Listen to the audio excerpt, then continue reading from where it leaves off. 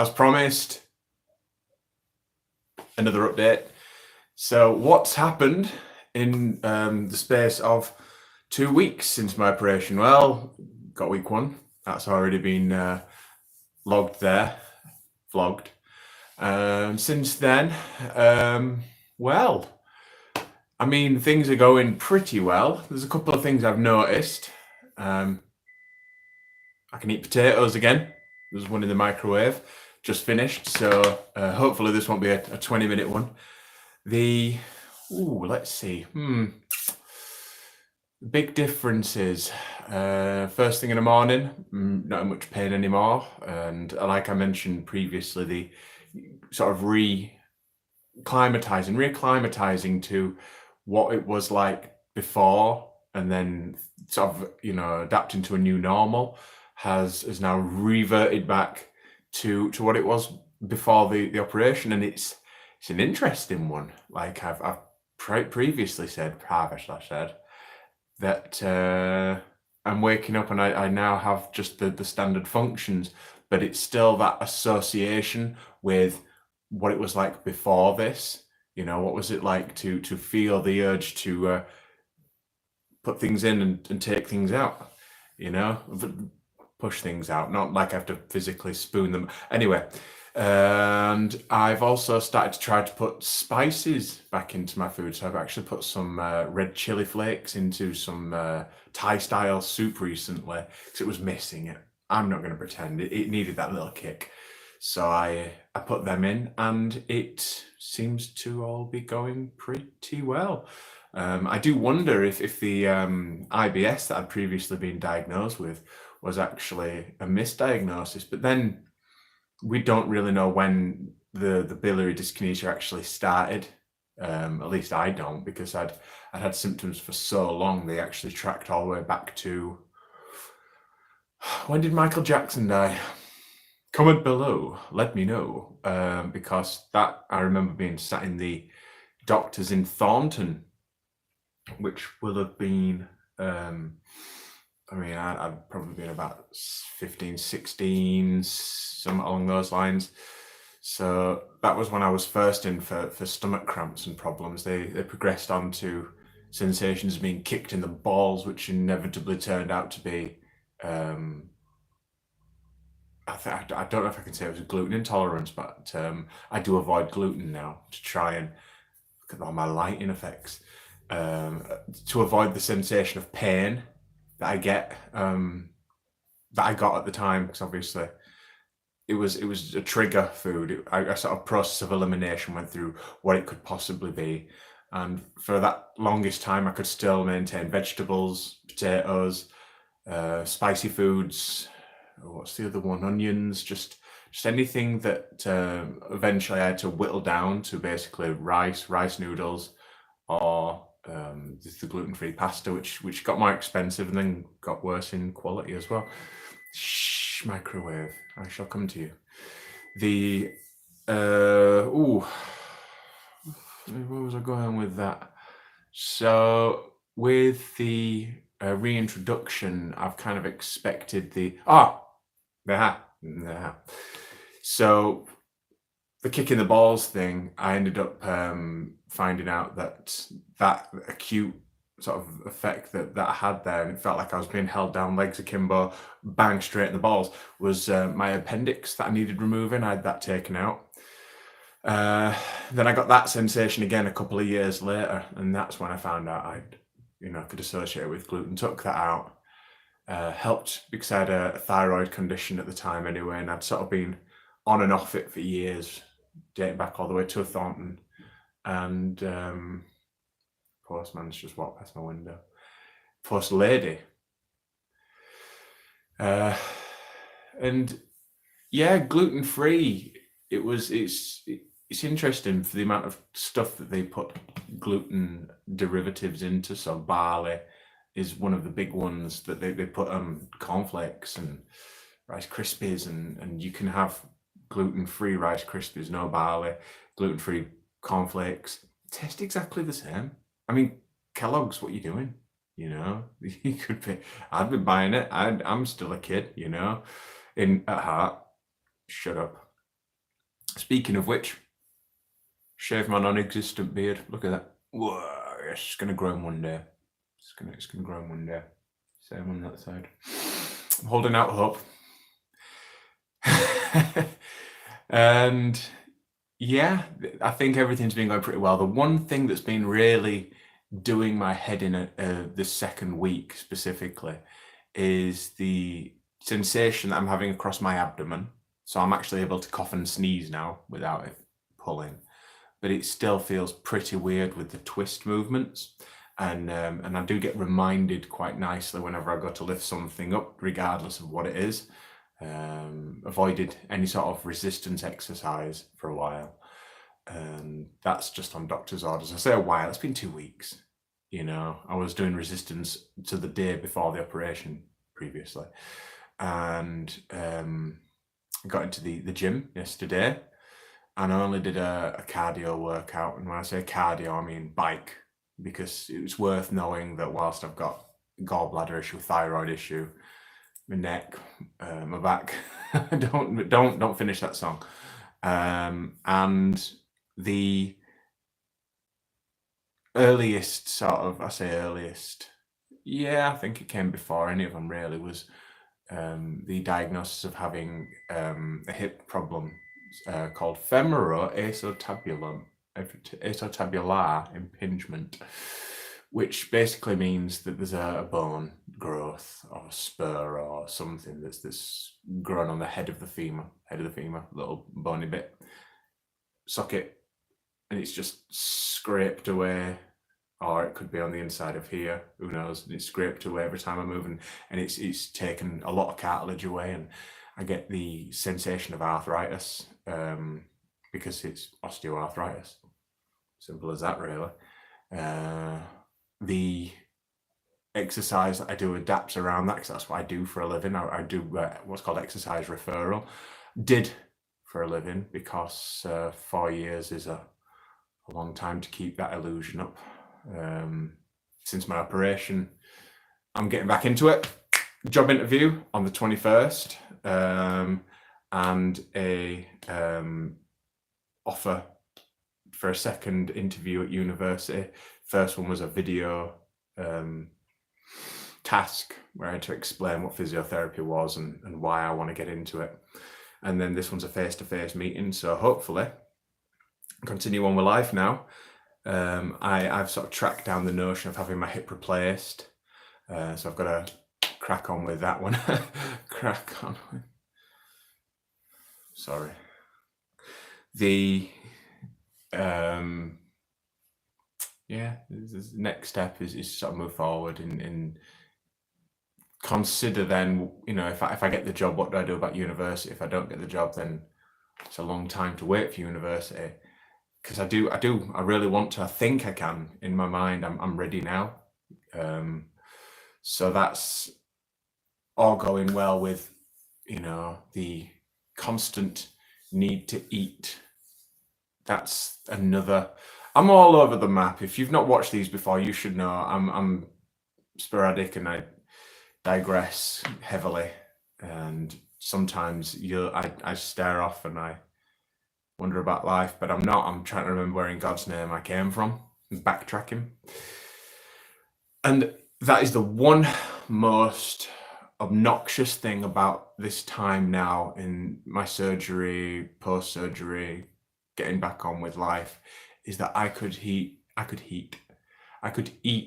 the scabby horse's legs, whatever the phrase is. I could eat everything and anything all the time. I'm just craving all the naughty foods, and I think it's probably because I know that I can eat them, you know, at least to a certain degree, because I have so it's worth noting that when you have your gallbladder out, you lose that concentrated bile which breaks down fats, so you have to supplement, and those same fats are because, you know, then obviously you've got your fat soluble vitamins that aren't going to be absorbed into your body, so you've got to supplement on your vitamins A, K, what's the other one I've thrown in recently, Bile salts, that's the big one that I've had to throw in when it comes to certain meals. I have to throw in bile salts to try and sort of neutralize the amount of fat, because it's constantly flowing, but it's not concentrated. So you've sort of got to, you can't stem the flow. You've just got to keep throwing something in there, small amounts and frequently. But small amounts frequently don't work for me. I grew up brought up by a pretty generous family, Italian nanas and Italian nana. Great grandma used to absolutely love fast food, junk food, and just gorging, basically. God knows how, honestly, had her lungs not have gone fibrous, solidified because of all of the exposure to the mill fabrics and whatnot, she ended up having issues with her lungs, and that's what took her. But had she not have had that, she'd have lived forever, and she had absolutely no problem, just taking a walk down to town and getting a McDonald's, and waking me up with a Swiss roll of all things. Going around to her house having pot noodles. My daughter loves pot noodles, and I've always attested to the notion of this sort of genetic propensity for things like your personality, your likes. They filter down from up high and whatnot, and they all sort of coalesce into this person, and it bottlenecks into who you are. But I still like to notice these little things that she does, like, I say this. She's got exactly my sort of mind, where she's got her auntie's face, which is really weird, and her auntie on her mum's side as well. So anyway, I digress again. So yeah, I grew up being encouraged to eat really well, and at 6'3" and fairly well built. I guess it makes sense for my metabolic rate to do that. So to take that old lifestyle of just smashing in 3-4 meals a day, which are pretty decent size, I'm now having to graze, and grazing isn't my lifestyle at all. It's killing me off, because I'm just constantly in this sort of bouncing along hypoglycemia. So my body's sort of reaching out for these, calling out for these fast acting sugars, which are completely counterproductive, because it's not only fatty foods, but it's processed foods you've got to avoid. So yeah, I'm going to take it back a lot further. I started to do a bit of cardio, flexibility and mobility when I went back yesterday. And as I walked out after, I'm not aerobic, so 15 minutes on a bike nearly killed me. I would have done cross trainer, but I don't like the cross trainers. I've not done cross trainers in years properly, because the life fitness machines that they had at the place where I started was so much better than any I've had before. It's ruined me for every other cross trainer. It spoiled me. So no running. I don't do any of that. I don't do any sort of impact stuff, because obviously my joints are an issue. Can't go too high in intensity, because it actually counterbalances with the thyroid issue. It's all sort of playing in this little window of opportunity, and had I been able to get back into it, I'd get back into strengthening the areas that I need to work on in order to maintain my sort of limited lifestyle, being able to get around and do things, and be able to eat little bits of naughty food every now and again, like my body's screaming for. But as I walked out of the gym, I encountered one of the abundantly clearly ill instructors who'd come in to pick something up from the office. And as she walked in, bright red nose, bags under the eyes, bloodshot, and she's in a way, and I had to walk through that. And now I'm, for God's sake, because I really don't need a cold, especially at flu season, because there's that paranoia, like, we've had the uptake in, because we're now watching this is the past. I don't know if anybody is watching this again. You can't see this. I figured this out now, but I can see there's a little people watching and thumbs up. And there's no one watching now. Cool. Like I've said, I would hate to have anybody watching. But right now it's December the 13th, 2022. We've been through a year, I think. It's all a blur, but we had 2 years of lockdown. We had a virus that made life particularly interesting. It never went away. Vaccines came out. During the time, we had lifestyle restrictions and adaptations and whatnot. And we came out of it through basically people just stopping giving a crap and having a prime minister at the time that was more into a popularity contest than it was anything else. So with the notion that these vaccines that they'd rolled out ultra quick and not tested the side effects of, which is something that really baffled me, because usually when they do that, they put them through rigorous tests and whatnot. There's a lot of misinformation. I'm not going to say that what I'm saying on this topic is particularly right or wrong. It's just my opinion, because it's been a weird time. You know, they threw it out and they said, yes, we've got it. We've got 4 different people who are all offering these things. Excuse me, I've got a spam call. There we go. And as soon as they threw that out there, they said, yep, safe, carry on, crack on, no masks, no nothing, you can carry on. And it sort of became the new norm. People thought they were going to return back to what it was before. It's not, it's just a new normal. But they reverted so far back now that people have forgotten that there was ever, a virus in the first place, but then completely forgetting that whilst it peaked, it never went away. It just bounced along in the background. And now, seeing this girl walk past me, no mask, just streaming with cold or flu, it's not part of the new norm, and it shouldn't be. And I'm upset because I think, last night I woke up to a sneezing fit, and then both my sinuses just completely blocked up, and I breathe through my nose, so I can't breathe through my mouth at night. It's just horrific. So I lost out on a lot of sleep there, which has really upset me. But there's also the worry that right now, again, December 2022, we have strep A, which is just a horrible infection that seems to currently be targeting on a really vulnerable demographic, and that's kids. But still, being someone who's had tonsil issues, throat issues, and just I'm sure as hell I've had something along the lines of what I've read the symptoms of. It's not nice, and I really can't be bothered because the virus is starting to pick up again, because they're saying it's a winter virus. Not only have we got regular flu, we've got that flu, we've got strep, we've got cold and whatnot. So when you sort of look at the Venn diagram of that, and you're thinking to yourself, oh, which one is it? Which one is it? Which one is it? In the middle, it's just this place where I am right now could be one of any of them. That's not how Venn diagram works, Paul. Let's just pretend. All right. Someday I'm going to be able to see people, I'm going to look at my phone, and it's going to just see my phone, and it's just going to have comment.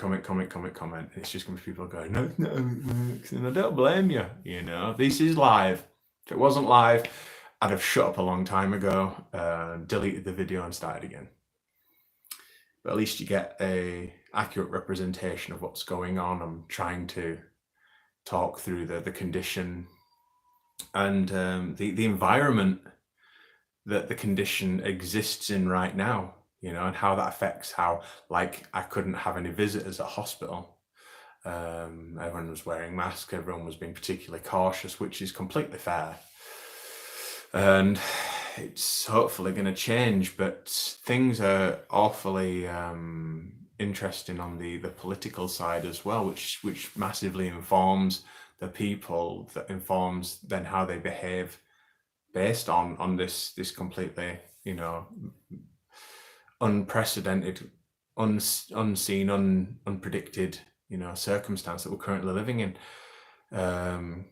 Thankfully, I now have, a fairly normal life. I know when I'm, waking up first thing in the morning that I'm going to be able to get up